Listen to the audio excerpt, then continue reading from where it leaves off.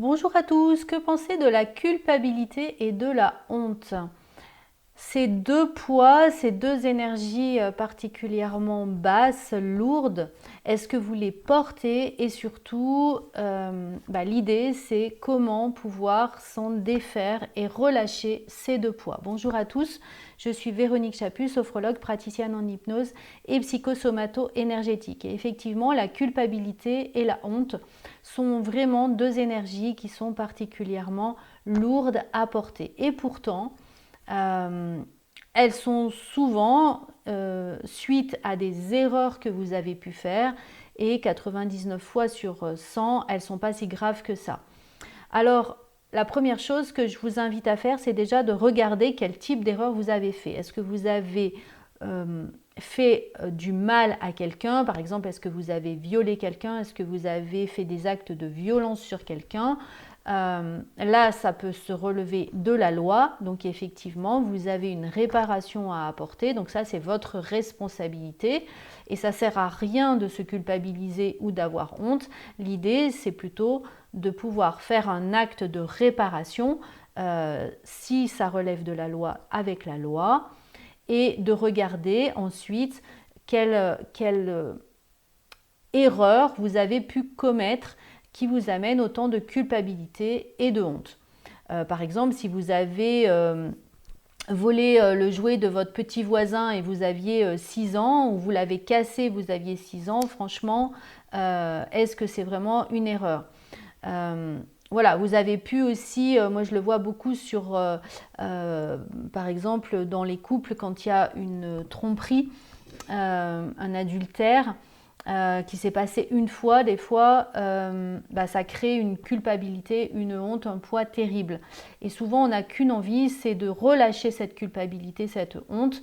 Et bien sûr, on va voir son conjoint et on lui dit, voilà, je t'ai trompé, je voulais pas, mais je t'ai trompé. Et ça, c'est souvent la pire chose à faire.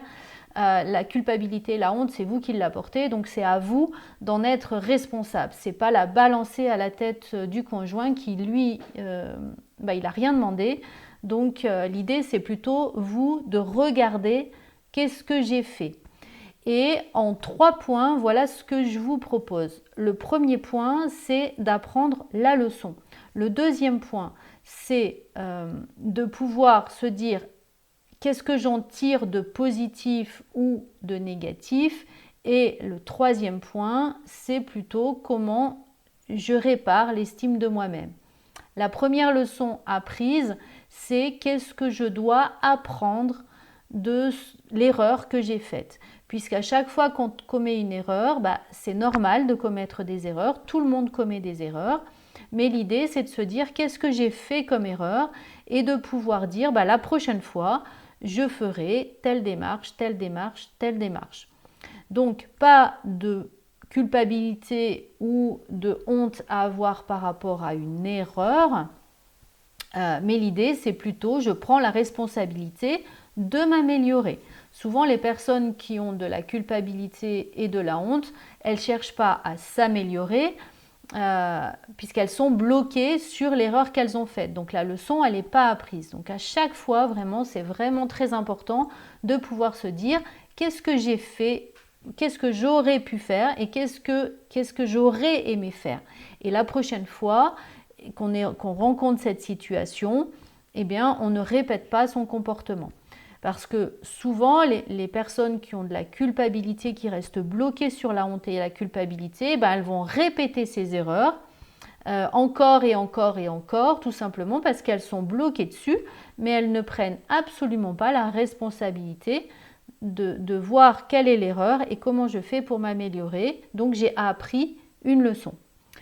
Le deuxième point que j'aimerais soulever, c'est est-ce que j'en tire quelque chose de positif ou est-ce que j'en tire quelque chose de négatif, puisqu'on est souvent à agir sur ce positif ou ce négatif.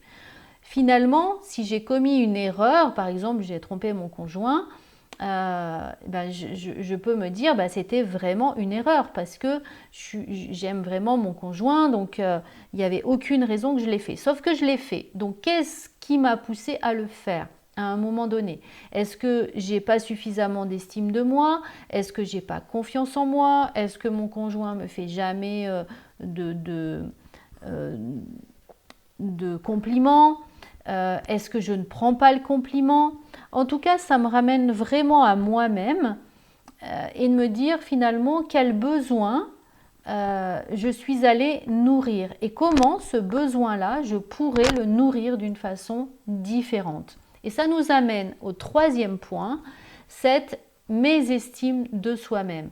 Effectivement, à un moment donné, je peux avoir appris dans ma vie d'enfant que je n'étais pas désirée, que je n'étais pas aimée, et je vais en tirer la croyance, en tout cas, que je suis quelqu'un qui n'a pas de valeur, qui ne peut pas être aimable. Et donc, du coup, je vais me construire avec ça. Et dès qu'il va se passer quelque chose, comme je ne suis pas aimable, comme tout est de ma faute, c'est forcément de ma faute aussi. Donc ça peut arriver par exemple avec des parents qui s'engueulaient régulièrement ou des parents qui ont divorcé ou des choses, par exemple les parents qui disent tu vois c'est de ta faute si ta sœur elle est triste, etc. Donc on apprend qu'à partir du moment où l'autre n'est pas heureux ou l'autre n'a pas ce qu'il veut, c'est forcément de notre faute. Ça c'est de la mésestime de soi-même.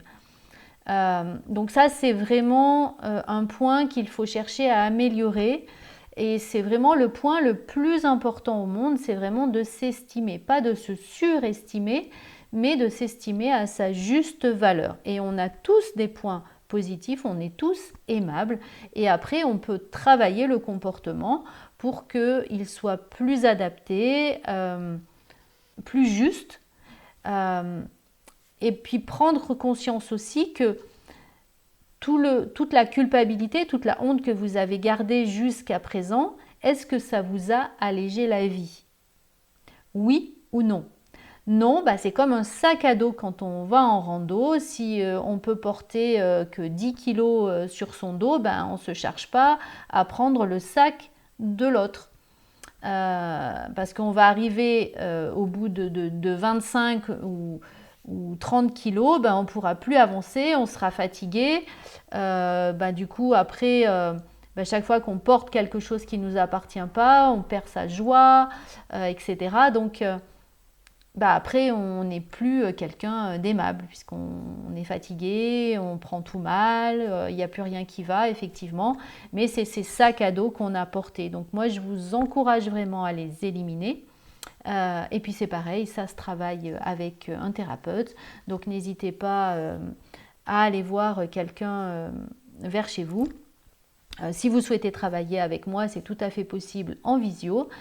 Voilà, et je vous remercie bien sûr de pouvoir diffuser cette vidéo, de pouvoir la partager, la liker. J'espère qu'elle vous sera utile, en tout cas pour réfléchir à ce poids de culpabilité et de honte que vous avez. Et je vous encourage vraiment à le lâcher parce que ça ne sert à rien du tout. Ce qui va nous servir dans la vie, c'est de remarquer qu'on a fait des erreurs, de pouvoir les corriger et d'en tirer le positif. Je vous souhaite une belle journée.